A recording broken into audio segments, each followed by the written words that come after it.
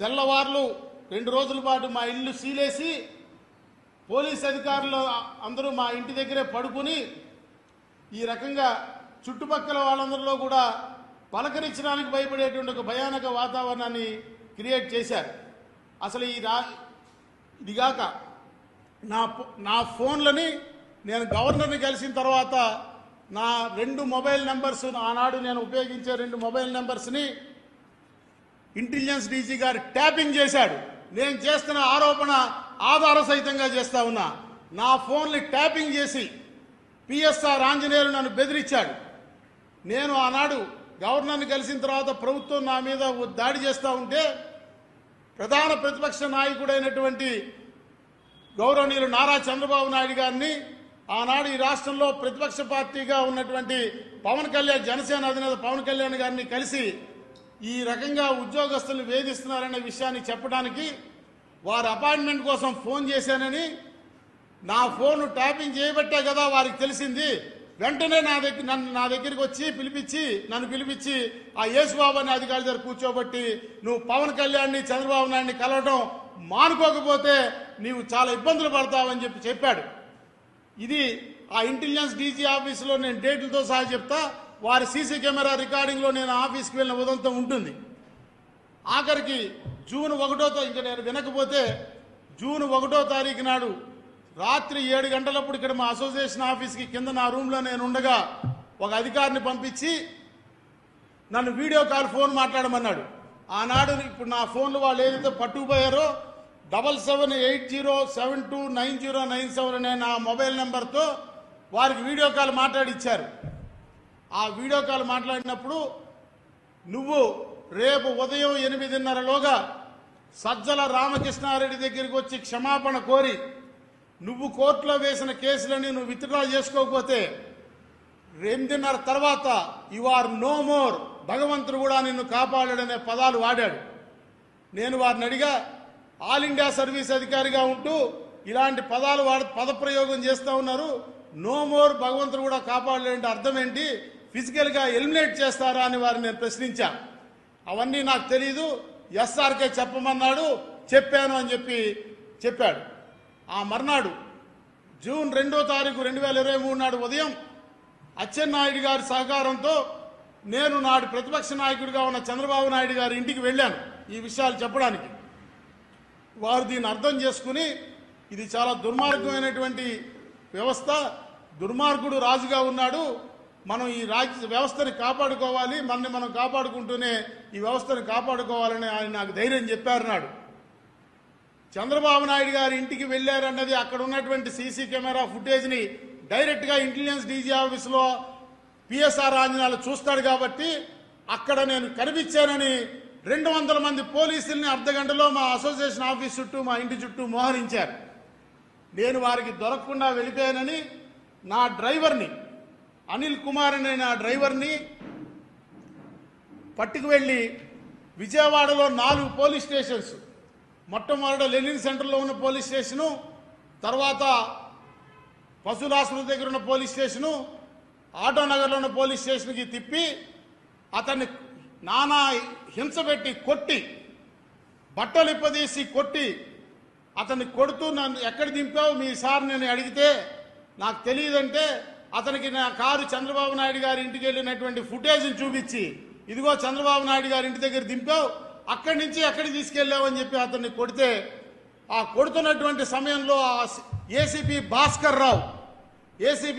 రావు ఫోన్కి సజ్జల సార్ అనే పేరుతో కాల్ రావటం, దొరికాడా చెప్పాడా, ఆ సూర్యనారాయణ ఎక్కడున్నాడా దొరికాడా అని ఆయన అడగటం, లేదు సార్ అని మీరు చెప్తే దొరికితే నన్ను క్షమించాలి ఈ పదప్రయోగం చేస్తున్నందుకు, ఏసేండి ఆ లంజా కొడుకుననే మాట సజ్జల రామకృష్ణారెడ్డి అన్నట్టుగా స్పీకర్ ఫోన్లో మా డ్రైవర్ విన్నాడు. అంటే ఉద్యోగుల జీతాలు పెన్షన్లు ఇవ్వండి, మా సొమ్ము మాకు చెప్పకుండా దొంగతనం చేసేయకండి అని అడిగితే చంపేమనేటువంటి పరిస్థితి ఆనాడు ఈ రాష్ట్రంలో ఉంది.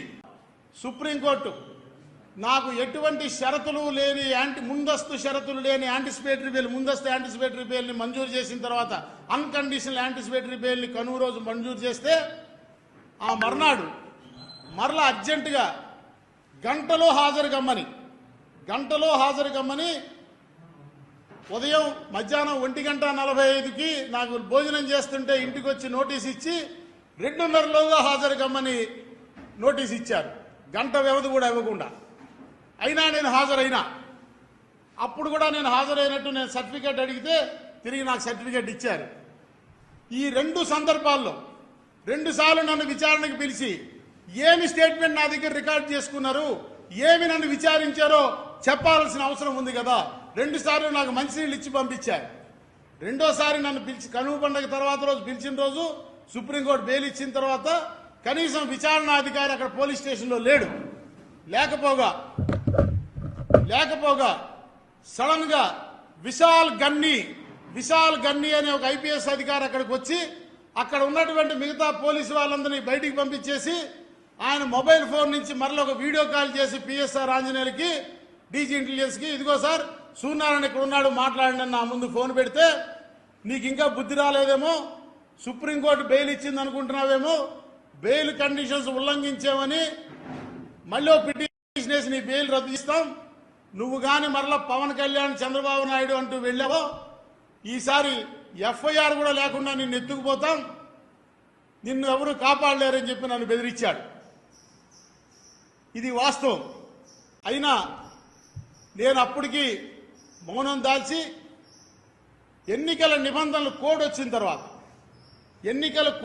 తర్వాత ఉద్యోగుల్లో ఒక చైతన్యం తీసుకురావాలి. భయానికి ఆ ప్రభుత్వం క్రియేట్ చేసినటువంటి భయం, ఆ ప్రభుత్వానికి తావేదారులుగా అంటగాగినటువంటి ఏపీఎన్జిఓ సంఘం, ఆనాటి సెక్రటరియట్ అసోసియేషన్ సంఘాలు భజన చేస్తూ వాళ్ళు సహచర ఉద్యోగ సంఘాల మీద చర్యలు తీసుకోవాలంటూ ఆ ప్రభుత్వానికి ఒత్తాసు పలికితే ఉద్యోగులందరూ భయపడిపోయి నా కుటుంబాన్ని కానీ నా భార్యని కానీ నేను నా బెయిల్ పిటిషన్ తిన్నామా లేదా చచ్చామా బతికామా అని కూడా 4 నెలలు నేను రోడ్డు మీద పడుకున్నానా, ఫుట్పాత్ మీద పడుకున్నానా, పార్కుల్లో పడుకున్నానా, రైల్వే స్టేషన్లో పడుకున్నానా కూడా అడగడానికి కూడా ఎవరు వచ్చి పలకరించడానికి సాహసం చేయని ఒక భయానక వాతావరణాన్ని క్రియేట్ చేస్తే మనస్సాక్షిని నమ్ముకొని ఈ రాష్ట్రంలో రాజ్యాంగబద్ధమైన పాలన రావాలంటే ఎవరో ఒకళ్ళు ఈ నిశ్శబ్దాన్ని ఛేదించాలనే ఉద్దేశంతో కలిసి వచ్చే గుప్పెడు మంది నాయకుల్ని కలుపుకొని మేము ఎన్నికల షెడ్యూల్ వచ్చిన తర్వాత, మోడల్ కోడ్ ఆఫ్ కాండక్ట్ అమల్లోకి వచ్చిన తర్వాత అయితే ఎన్నికల సంఘం నియంత్రణలో ఉంటాం, వీళ్ళకి ఎవరికి అధికారం ఉండదు కాబట్టి పోలీసులకి అని చెప్పి రాష్ట్ర వ్యాప్తంగా ఉద్యోగుల్ని చైతన్యపరిచేటువంటి కార్యక్రమానికి శ్రీకారం చుట్టాం. ఎప్పుడైతే ఆ చైతన్య ప్రస్థాన కార్యక్రమాలు విజయవంతం అయినాయో రాష్ట్ర వ్యాప్తంగా ఒక్కొక్క జిల్లాల్లో వందల వేల మంది ఉద్యోగస్తులు ఎప్పుడైతే తరలొచ్చారో ఆఖరికి కడప జిల్లాలో నేను సమావేశం పెడతానని సమావేశాన్ని ఏర్పాటు చేస్తే ఆ కడప జిల్లాలో ఎట్టి పరిస్థితుల్లో కడపలో సమావేశం ప్రతి చోట సమావేశాలు జరపనీయకుండా ఈ తాబేదారు సంఘాలతో మా మీద ఎన్నికల నిబంధనలు ప్రవర్తనావళికి ఉల్లంఘిస్తున్నామని చెప్పి నా మీద ఎలక్షన్ కమిషన్కి కంప్లైంట్లు పెట్టించి నోటీస్ ఇవ్వమంటే ఏ అధికారి నోటీస్ ఇవ్వకుండా ఓరల్గా పోలీసులతో మా సమావేశాలను డిస్టర్బ్ చేసేటువంటి బెదిరించేటువంటి ప్రయత్నం చేశారు. అయినా మేము ఎక్కడా తగ్గకుండా ధైర్యంగా సమావేశాలు జరిపాం. చివరికి కడపలో నా సమావేశం ముందు రోజు ఆనాటి ముఖ్యమంత్రి కార్యాలయ కార్యదర్శి దొడ్డిదారిన దొంగతనంగా ఐఏఎస్ అధికారి అయినటువంటి ధనుంజయ రెడ్డి అనే అధికారి, ఆయన అసలు ఈ ఆంధ్రప్రదేశ్ రాష్ట్ర గ్రూప్ 1 అధికారిగా ఏనాడు పరీక్ష రాయలేదు, ఎంపిక కాలేదు, ఈ రాష్ట్ర సివిల్ సర్వీసెస్ సెలెక్ట్ కాలేదు, ఎక్కడో డయ్యూ డామన్ అనేటువంటి సర్వీసులో సెలెక్ట్ అయ్యి నాడు రాజశేఖర రెడ్డి గారి టైంలో ఆంధ్రప్రదేశ్ రాష్ట్ర సర్వీసులోకి దొంగతనంగా అబ్జార్బ్ అయిపోయి తర్వాత రోసయ్య గారి టైంలో జగన్మోహన్ రెడ్డి గారి పైరవీ వల్ల కన్ఫర్డ్ ఐఏఎస్ అధికారి అయిపోయినారు. ఆయన ఎట్టి పరిస్థితి ప్రతి చోట సూర్యనారాయణ మీటింగులు చాలా ప్రభావవంతంగా జరుగుతూ ఉన్నాయి. ఉద్యోగులు చైతన్యం అవుతా ఉన్నారు. ఉద్యోగులే కాదు, అది సామాన్య ప్రజలను కూడా ప్రభావితం చేస్తుంది. కాబట్టి అతన్ని కడప వెళ్ళనీయకుండా నిలువరించమని చెప్పి ఎట్టి పరిస్థితుల్లో నిలువరించాలని నా మీద మరల ఇంకో కేసు పెడితే దానికి కూడా మేము భయపడలా. కానీ ఈ గిరిజాశంకర్ అనే ఐఏఎస్ అధికారి జూన్ 2023లో నన్ను సస్పెండ్ చేసిన తర్వాత నాకు ఈ రోజు వరకు ఒక మెమో కూడా ఇవ్వకుండా సడన్గా మళ్ళా ఒకే రోజు 3 ఆర్డర్లు ఇచ్చాడు.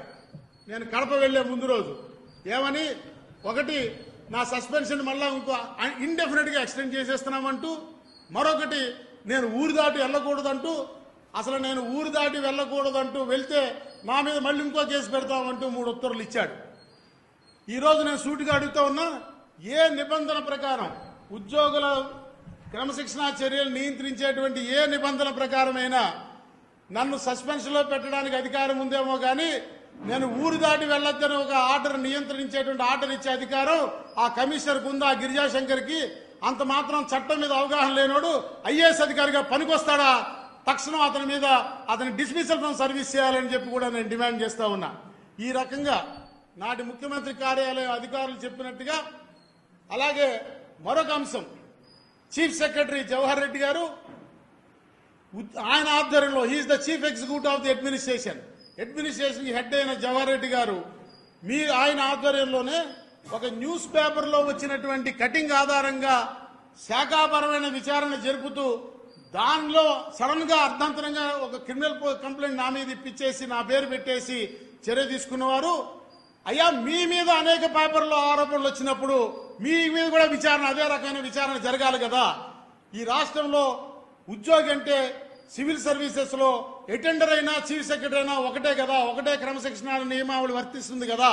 మరి మా మీద అప్లై చేసిన విధానమే మీ మీద కూడా అప్లై చేయాలి. కాబట్టి జవహర్ రెడ్డి గారి మీద ఆ పేపర్లో వచ్చినటువంటి అడ్వర్స్ న్యూస్ క్లిప్పింగ్స్ మీద విచారణ జరిపించాలని నేను డిమాండ్ చేస్తా ఉన్నా.